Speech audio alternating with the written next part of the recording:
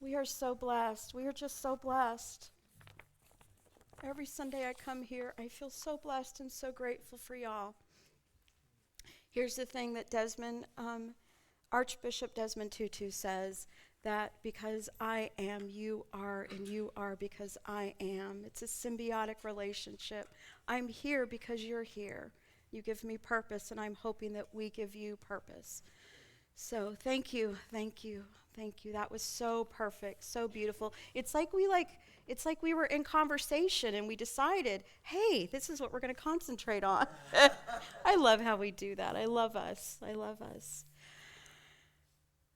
Let's take a breath. Speaking of.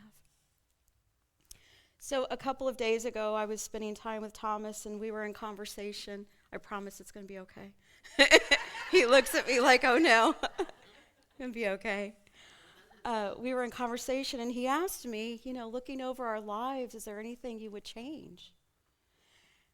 And without skipping a beat, and you'll remember this, I said, I would change my relationship with myself. I would change my relationship with myself. And I have to say to you guys, I was really proud. I was really proud that that's what I said, right? And here's why. Past me would have looked at whatever mistakes, failures, blamed myself for not doing this or that good enough, or I would have blamed others for what they did, didn't do, should have done, right? So I was really proud of that. And being a truth student as we are, which means that we are invited into relationship with the one, knowing that that one is within us and we are that. And knowing that as the one is good, we are too, right? So then what I also became aware of is right here and right now, I can change my relationship with myself, right? Yes. I can forgive the self in the past that was hard on myself, and right here, I can change that. And I think that's the essence. I know that is the essence of our movement of new thought, right? We can always change our thought. We can think a new thought. Isn't that beautiful? We can think a new thought. So we're continuing on this journey of living in grace and walking in love. And what you'll notice is it's the affirmation is going to be the same. The only thing I've added is with intention. With intention. Because if we don't have intention, more than likely, I will forget. I will forget, and I will share with you a story about that. So intention has an energy. Have you noticed that? Intention has an energy. And the idea is like when you intend, I think of it like a tuning fork, right? A tuning fork, when you tune an instrument, tune a piano, it's like when you do that, the universe is going to come and meet you in that place. That's what I believe about intention. And we know that the universe is a place that is always bent towards healing. So if your intention is to hold the highest and the best, that universe is going to come and cooperate with you. That's exactly what, when Jesus said, where 3 or more of you are gathered, there I will be in your name. 2 or more are gathered. Thank you. Thank you. I appreciate when y'all do that to me. I have no problem with that. I was like, two or more are gathered. There I will be in your presence. That's what that means. It's the idea of the intentionality behind it. We are holding intention for good, for the highest and best always. That's the prayer, knowing that that goodness is going to meet us exactly where we are. So I want y'all to join me in our affirmation, and that is, with intention, I live. What is it? I live in grace. I know, see? I live in grace. I need the practice too. I live in grace and walk in love. With intention, I live in grace and walk in love. One more time, because it sounds so beautiful doing it together. With intention, I live in grace and walk in love. Thank you, guys. And I'm going to say it several times throughout, because I've had feedback, Thomas, from someone who says, I don't say the affirmation enough. So I'll do that. So what I want to share with you guys is talk about other people inspire me, and that I see them with intention, living with grace and walking in love. And one of those people who always gives me a practice is Tara Brach. We read her book, Radical Acceptance in Sacred Circle. So I want to share what she says. And then if you read my newsletter, how many of you get our newsletter? Oh, okay. Now, some of you aren't, which means get our newsletter, because you'll get an inspired message, and then you'll also know about all of our wonderful events that are going on in our community. And in that newsletter, I wrote about Bob Goff, because it is from his book, Live in Grace, Walk in Love, which is a 365-day, you get an inspiration a day, that it really inspired me, and I feel like that is our theme for the year. Live in grace, walk in love. We'll always be coming back to that. And then last, I want to share with you a couple of people in our community, Nancy and Paul Tremblay, and I want to talk about them because I want to ask for prayers for them, but also share with you that for me, for many of us, if our children spend time with them on Sundays, know that they are the very embodiment of grace and love. So I want to talk about them as well. So let's begin.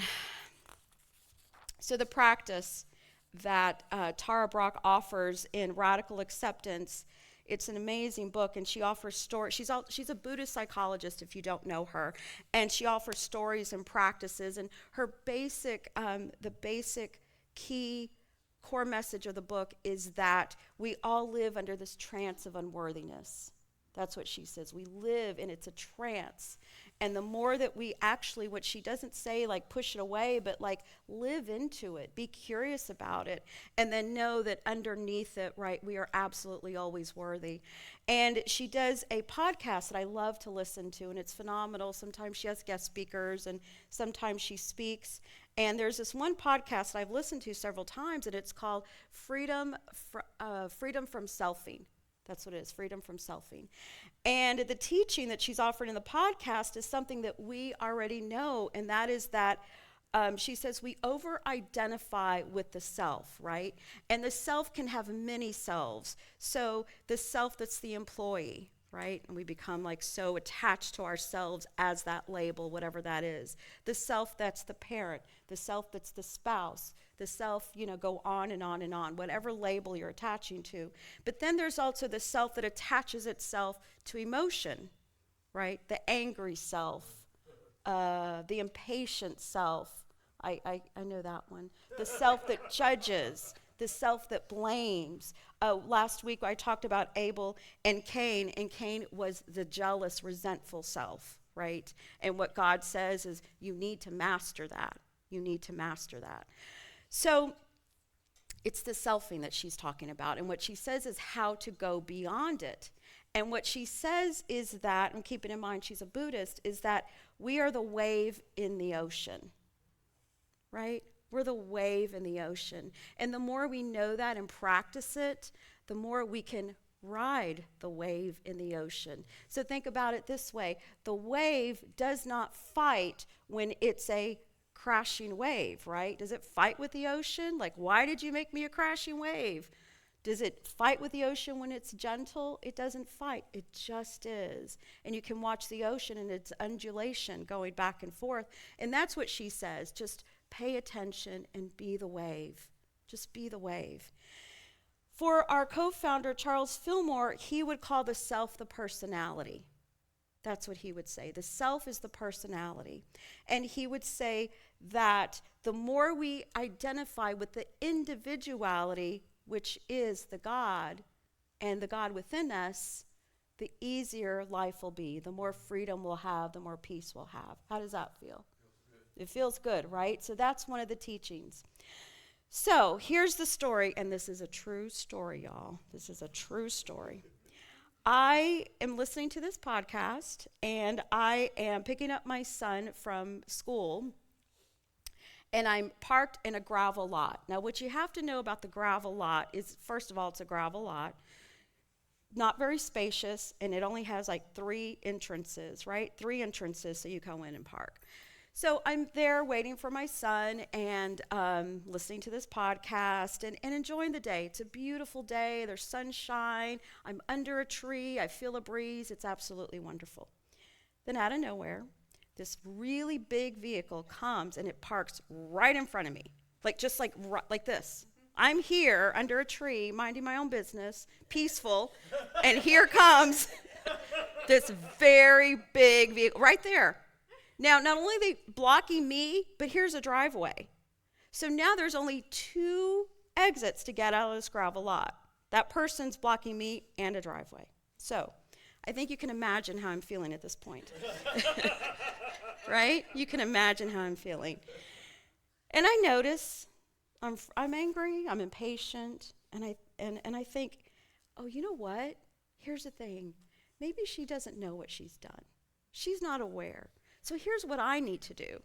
I need to get out of my car, walk over to her, knock on her window and say, "Ma'am, maybe you don't realize, but you're blocking me and you're blocking an exit." I'm like, that's what I need to do. Yeah. Right? Right? That's exactly, right? That sounds good, right? That's what we do. We just say it kindly. That's what we do. And then, thankfully, y'all, I remember, what did I say in church?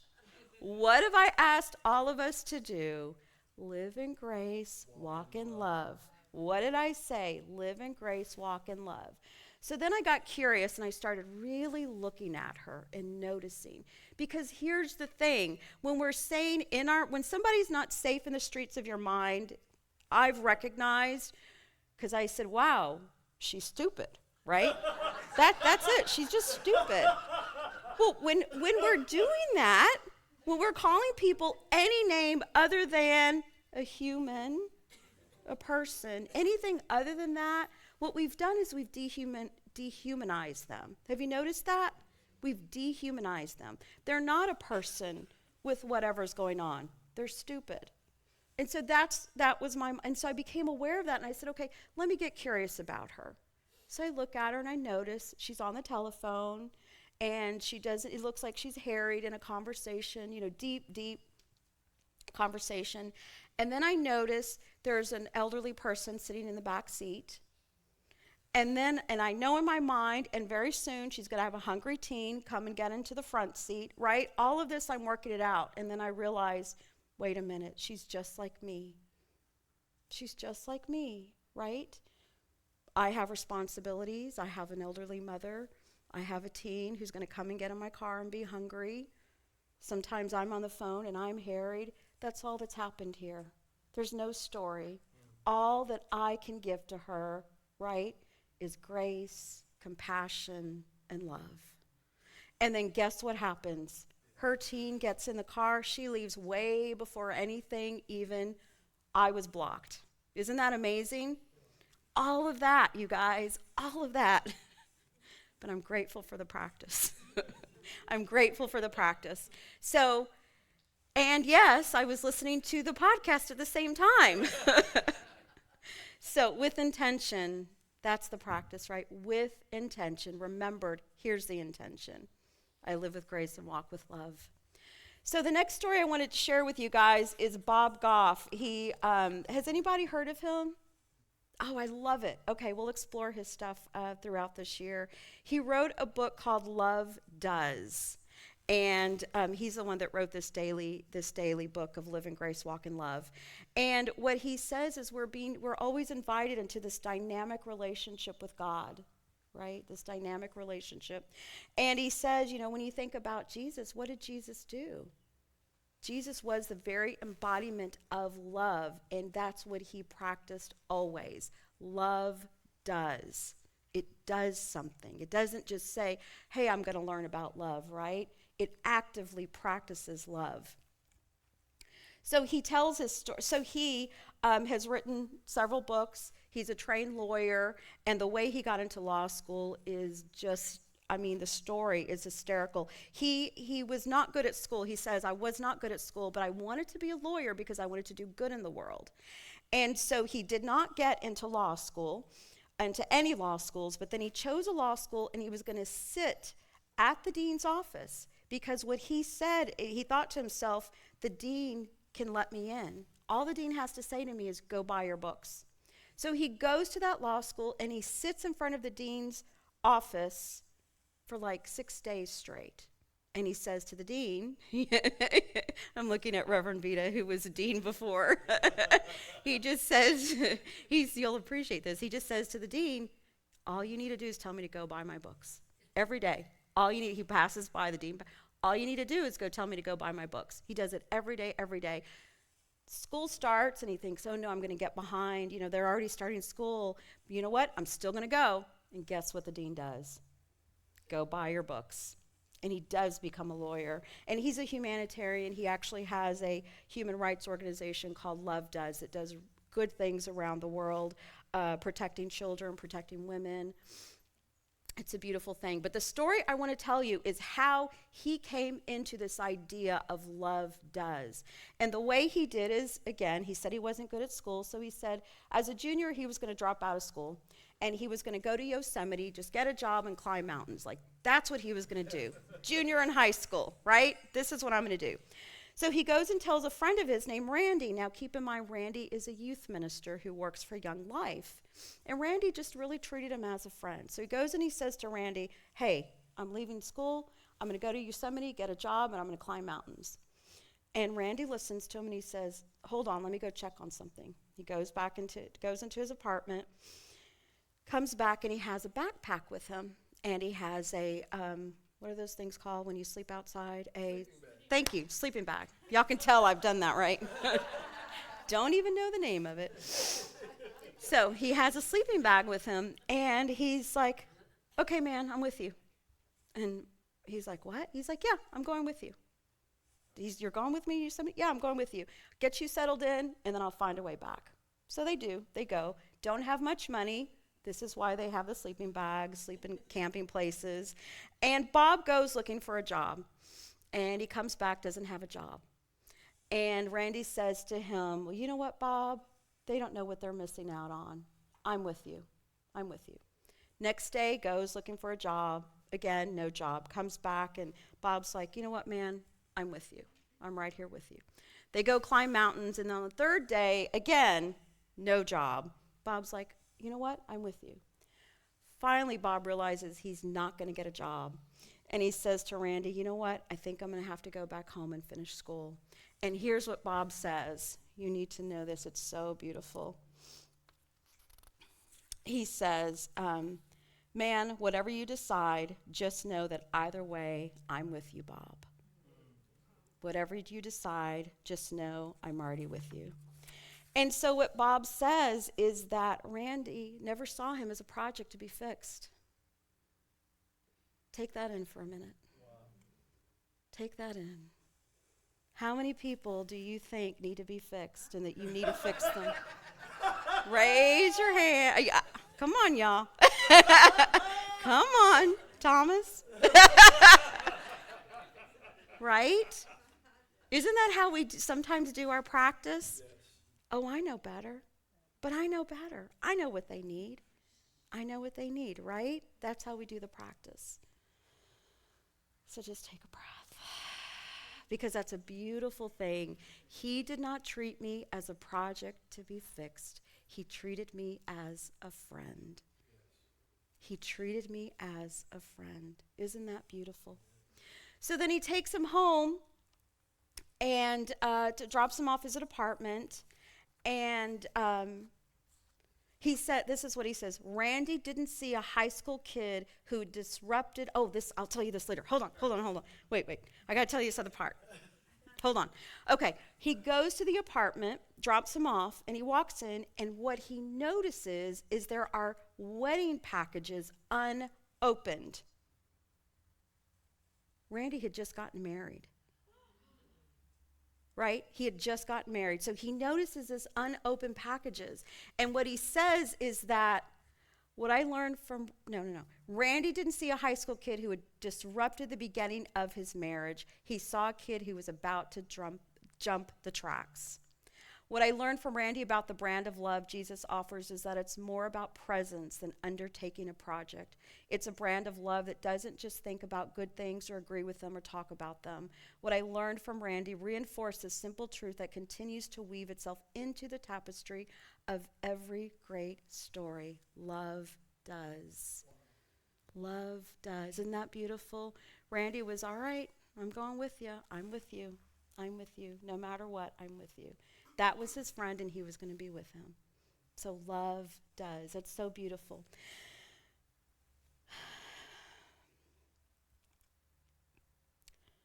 So now I want to talk about two very precious people that are an integral part of our spiritual community, and that is Nancy and Paul Tremblay.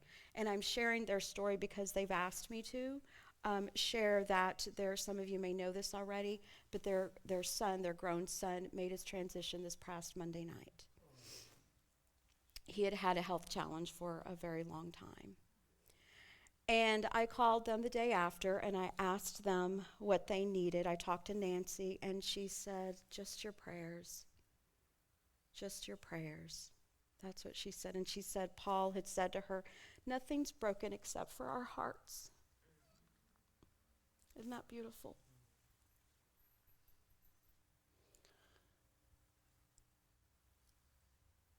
And I asked her what she needed, and she said later on, she told one of us that she would like a potluck, so we will do that. And I asked her, are you sure you want to come Sunday and be with the kids? You know, we can find somebody for you. And she asked Paul, and they both decided, no, that's exactly where we want to be. We want to be with our kids. That's where we want to be.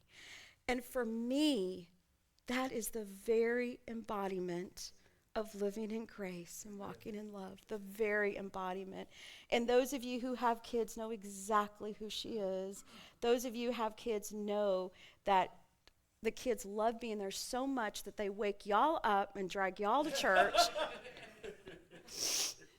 I won't say any names. She does her lessons with so much love. She creates so many just hand items that she hands to the kids, and the kids get to take home. One of them is a box of affirmations, and Morgan and I, she gave us boxes, and they were like just hand jewels on them with these affirmations in them. I mean, this is who she is, and this is who Paul is. This is who they are. They are the very embodiment of grace and love. And so what I ask, and today what they are doing, she let me know that she's going to do a celebration of life for her son, Marcus, and she's going to welcome the young people into what a transition is, which is so beautiful. Such a beautiful thing. She's a gift to our community. We all are, right? We all are gifts. So please hold her in your prayers. Also know that on our app, if you don't have it, please get it, because it's another way to stay engaged with our community and intentional with your practice. And on our prayer wall, you will always you can send in what you want your community to hold with you, and you can also look at it so that you can begin your morning prayers. So we will start putting those prayers there.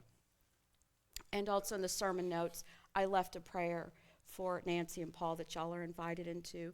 And the prayer that I want y'all to hold is that we see them knowing the peace that surpasses all understanding. That's the prayer. Nancy and Paul have the peace that surpasses all understanding, and we hold them to the light as they and their family navigate the grief.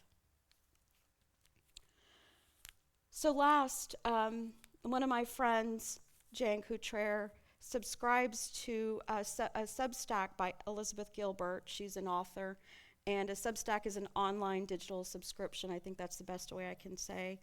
And she asks herself and writes letters to herself from love. And so I thought, I want to write a letter to myself of what would grace and love want me to know? What would grace and love want me to know? And my hope is I'll continue this practice.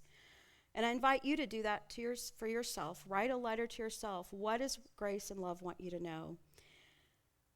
So, dearest one, for much of your life you have told yourself that you weren't enough. And yes, I hear you. Maybe initially the message came from outside of yourself. But right now, it doesn't even matter where it came from, because you need not believe it, not now, not ever. Here is what I need you to know. You, my beloved, are the very essence of love, and you have always been. And when you know this is your essence, then you can start each day from this point of presence. This energy that moves through you, heals and harmonizes, and it will multiply not only in your life, but in the life of others. This is the power of intentionally walking in love. I know, I hear you, but what about those times when you forget, you ask? What about when you stumble, fall, or fail? Grace lifts you up. It is the energy of the source that takes you back to love. It especially returns you to love when you feel like love has eluded you.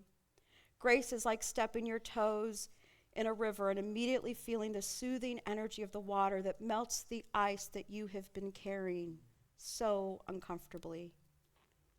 The more you are willing to intentionally practice grace, to dip your toes in the river, the more the ice will melt to water. And the more you will be reminded of your essence, love. It is who you are, who you have always been, who you will always be, today, tomorrow, and always. And so what is our affirmation? With intention. I live in grace and I walk in love. Amen.